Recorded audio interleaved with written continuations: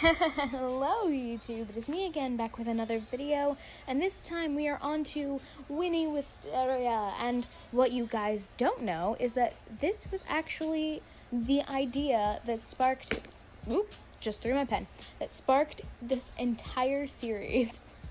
I looked at a Wisteria flower vine branch thing, and I was like, that looks really cool. I wonder what it would look like if someone had like wisteria flowers for hair. And I was imagining it, and I was like, that kind of reminds me of like those like really pretty braids that you see on African American women that they do.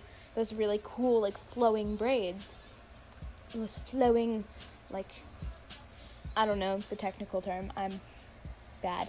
But that's sort of what you can see me drawing here until the clip corrupts partially, and then that made me sad, you guys.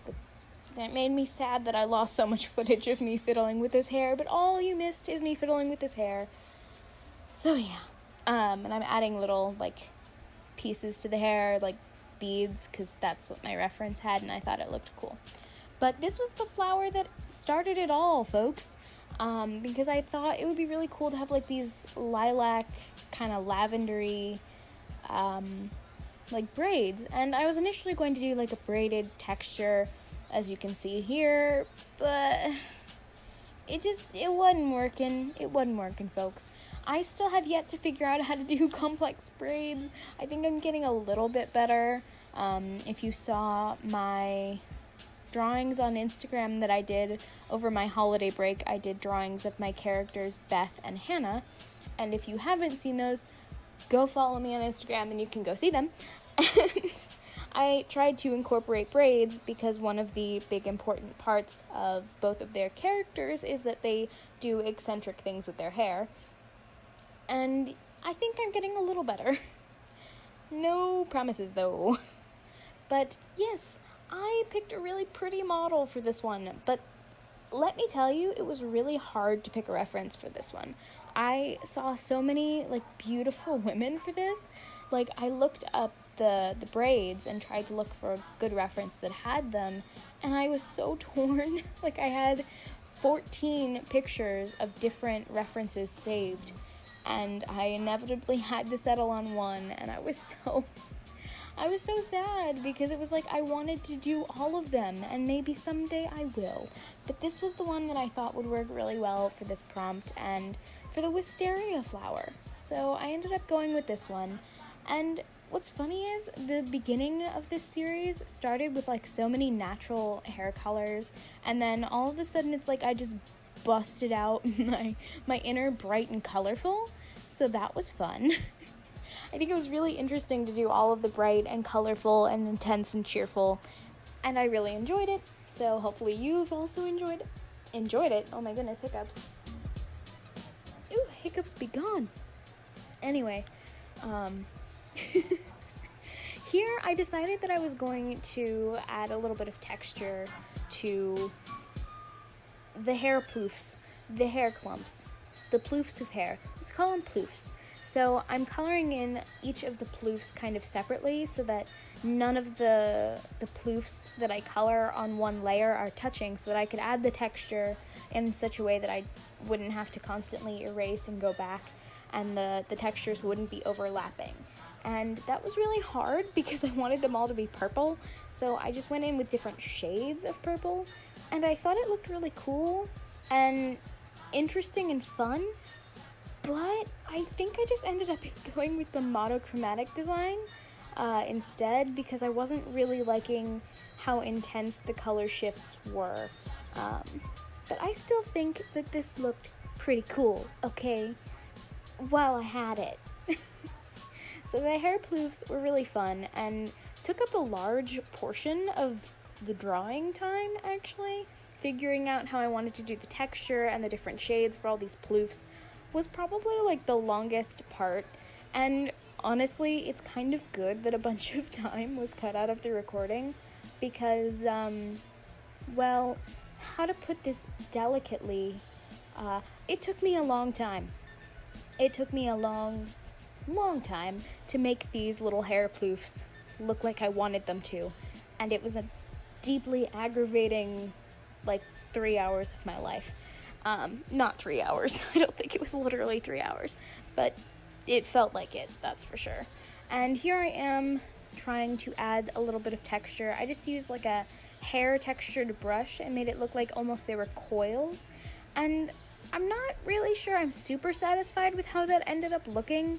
I think it didn't really capture the effect that I wanted it to, but I still think it was nice to kind of attempt a little bit of texture, so hopefully I didn't do as terribly as I thought. But now I think you can probably see why I did them all on such separate layers, so that I could add this texture without the texture from one overlapping onto the ones next to it.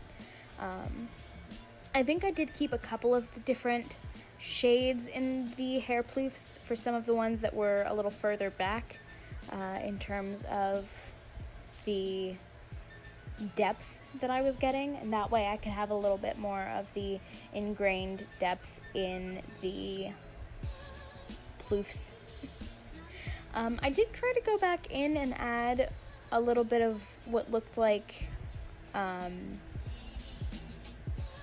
natural, brownish dark hair in the front bit, and yeah, that doesn't end up showing in the final piece.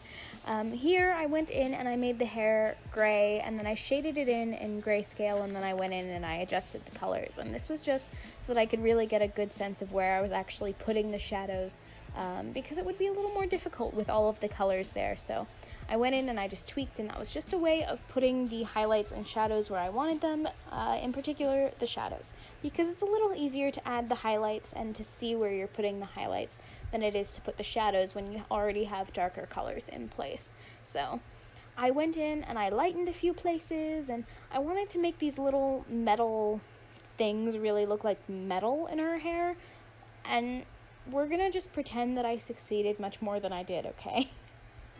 I'm trying so hard to come up with interesting things to say, you guys, but I feel like there's not a lot interesting to say about this one, which really sucks, because this is the one that I was, building towards for so long. This was the one I really wanted to do so bad, and I don't know, I feel like it's good, and I'm proud of it, but the expression doesn't quite look like I wanted it to. She almost looks a little more girlish than I intended, a little bit more, I don't know, young girl. Here, I went in with a really kind of a darker skin color at first, but one of the things that I've realized over the course of my drawing is that I want to start with a lighter color than I intend for the skin to end up with, because all of the shading makes the skin look darker, which should seem obvious. So I want to start with a, to me anyway, you'd think it would be obvious, but to me, 'twas not. So I start off with a lighter color than I want to finish with, so that way I can make sure that I have, at the very least, the sort of base values that I'm looking for, because when I do the shading, it always ends up just a little bit darker. And here I went in for a fun lipstick color, and I wanted to go with a nice dark purple to really fit with the aesthetic of the piece. And what's funny is I always feel like women of color can pull off the really vibrant lipstick colors better than others can. And by others, I mean people who look like me. Maybe that's just because I feel uncomfortable in bright lipstick colors. What's so annoying, though, is my mom can pull them off. Then again, my mom is half black, so she can pull off... Her skin is just amazing.